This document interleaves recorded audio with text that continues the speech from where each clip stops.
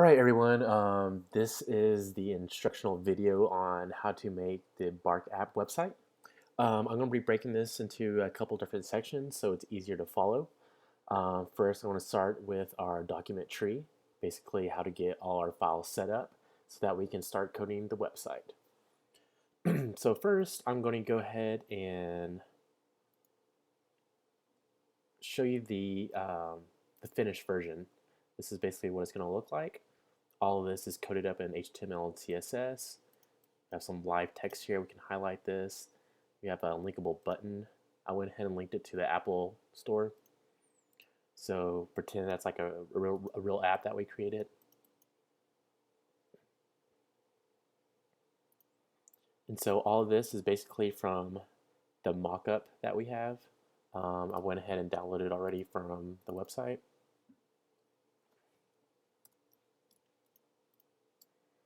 As you can see there, it's basically the exact same thing. Measurements are practically the exact same as well. We want to kind of stick close to those. And all right, let's get started. So first thing we want to do always is, if we're creating a brand new website, we want all of our contents to be in the same folder. So I'm going to create a new folder right here. I'm going to rename this to Bark app website.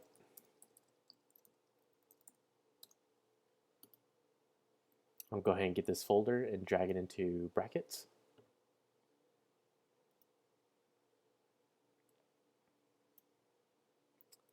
Just do it again one more time for good measure. All right, so first thing we're always going to want is our HTML file. I'm going to go ahead and name this index.html. Anytime we're creating a website that has multiple files, the homepage always has to be named index.html no matter what, because when your browser goes to a certain website, first thing it pops up and that it looks for is index.html. First, we're going to have two folders. We're going to have some images that we're going to create. I'll name this img. Another folder that contains all of our CSS. Inside our CSS, we're going to have two files. My custom.css, this is going to be the file that I'm editing. And our other one's going to be our reset.css. This makes sure we're basically on an even playing field when we're developing for different browsers. So this basically looks pretty good. I'm going to go ahead and open up my index.html. Of course, I need my HTML doc type. If you don't have this saved with you already, you can always Google it. I was going to type in HTML5 doc type. W3 Schools is usually a pretty good source to go to. I was going to copy this, paste it. I'm going to go ahead and change the title to Bark app. I can get rid of this. This is basically just there showing me that this is where I enter my content.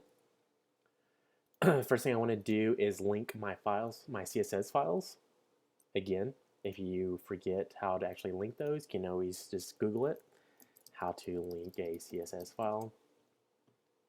It's going to be our first link right here. Shows us the example right here. I was going to copy and paste this. And most of this should be very familiar to you. We've done this for every single website so far, so hopefully this is just a quick review. Posting it twice because I have two CSS files. My first one is going to be, if I look in my file tree over here, custom.css. I can't forget that it's actually in a CSS folder, so I need to write CSS first, then a /. That indicates that that file is in that folder. My second one is going to be my reset CSS. So I'm going to type in CSS, the folder name, then reset.css. Cool. Kind of get some of my margins. If you also notice some brackets, these little arrows that pop on the top or on the left-hand side, if you click on those arrows, it kind of closes the tags for you. So Basically, I have everything that I need in my head tag. I'm done with this. I'm just going to go ahead and collapse those. I'm going to go ahead and write a simple line of code just to make sure I have everything linked.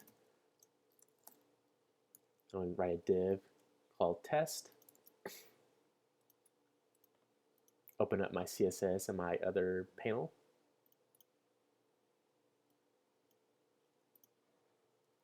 So I did a div class test. So I'm going to do a dot test. Going to give it a width of 100 pixels,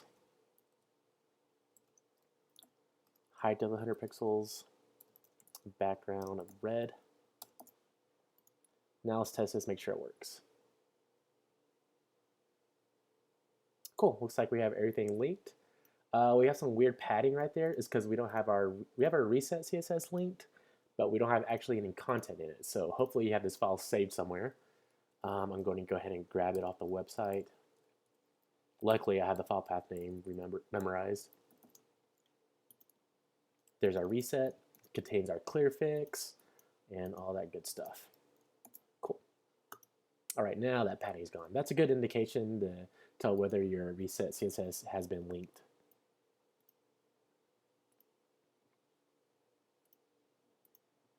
Okay, so looks like we're all good to go.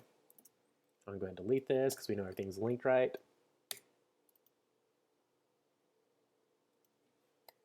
And that is the end of part 1.